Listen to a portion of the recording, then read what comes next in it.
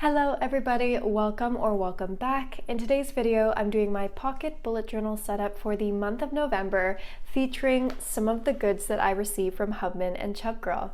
I'm super excited. I think it's going to be a really cute theme, so let's get started. So I started with a little snack to keep me going, and I'm going to explain how I did the gingham pattern because it's my very first time attempting this pattern, and I think it turned out pretty well, and it's really simple. So you're going to pick a color. I picked pink, and then you're going to take 3 different shades of this one color. A light shade, a medium shade, and then a darker shade. My light shade is number 761 if you're interested. And you're going to take this one and you're going to make a foundational base. You can do however thick you want. I decided to do 5 squares worth in this light pink, and it was cute and chunky. Then taking your medium shade, you're just going to color in every other square with this color, and you're going to do it vertically and horizontally. So it's like you have a checker pattern, like every other one is colored lighter and darker. And one thing that I will note, if you're using a Tombow, just be careful because if you push down too hard, obviously it'll go over the sides. Then taking your darkest shade, you're going to color in and add more depth to wherever the 2 overlap. So if a line overlaps with another line, you're going to add some extra color to give kind of a shading look to it, so it looks like the colors become super concentrated in those areas. Next, I went in with some of the stickers that I received from Hubman and ChubGirl. So I picked this larger ducky die cut and a smaller postage stamp sticker with an accent strawberry. If you haven't already guessed, today's theme is a little farmer duck picnic theme. I know it's not really autumn, but you can associate strawberries with apples if you really want to. This farmer's duck could be carrying some apples in his basket. So I did for some reason think that this was still kind of autumn. I took another quick snack break because this is very labor intensive and my cracker broke, which was so tragic.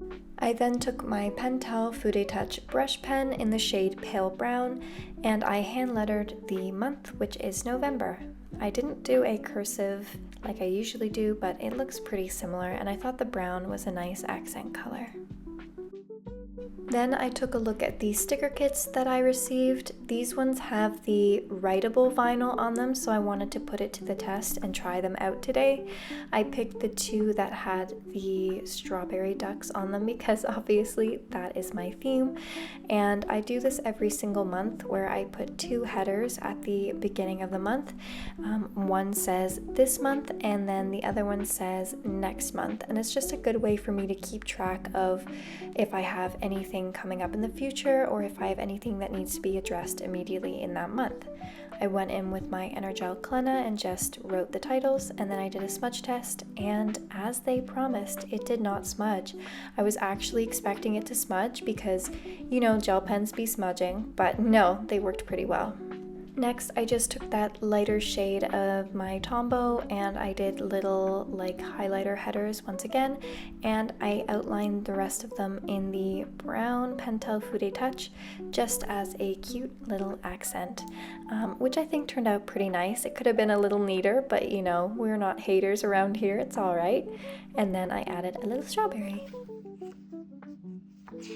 This next spread is my most labor intensive every single month. This is just the monthly calendar, and I start it in the same way every time. I just write the name of the month at the top, and then I went in with that pink Tombow again, and once again outlined it in the brown.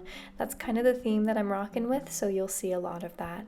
Moving on to actually how I create the calendar, they are 4x4 boxes, so I just place a little dot, 1 dot, and then I go 3 dots and then another dot, etc, etc, and then I just go in with my Clenna once again and I turn it into a grid for the square, and I do 7 days by 5 weeks, and it always seems to work out. I then just wrote the name of the months at the top as well as numbering the calendar itself, and then I once again decided to do some decorating. Once again, I took the lightest shade of the Tombow and I filled in all of the space underneath the calendar.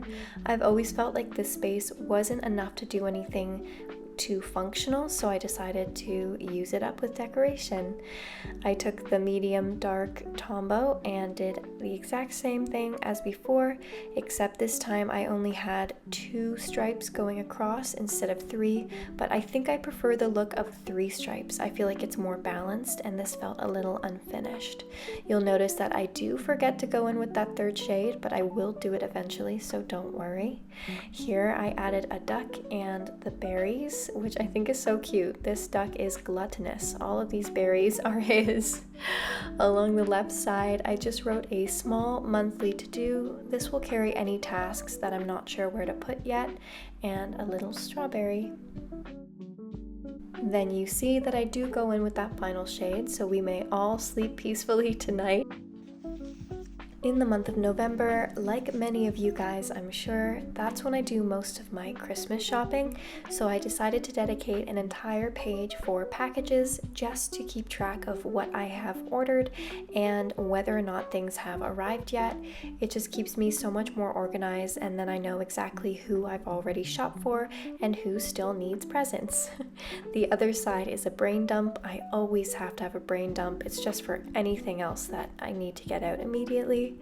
I just did a little gingham coming in from the side, and then I went in with that 3rd color this time. I did not forget. And then I realized that there was a perfect amount of space for one of these washi stickers, so I just picked these 2 duckies. The other ducky learned how to share strawberries and is now got a friend to share strawberries with, which I think is so cute. I just added a couple more accent strawberries to the other side of the page for some balance and called this page done. And this final spread, I always like to have some form of reflection and appreciation for the month that passed.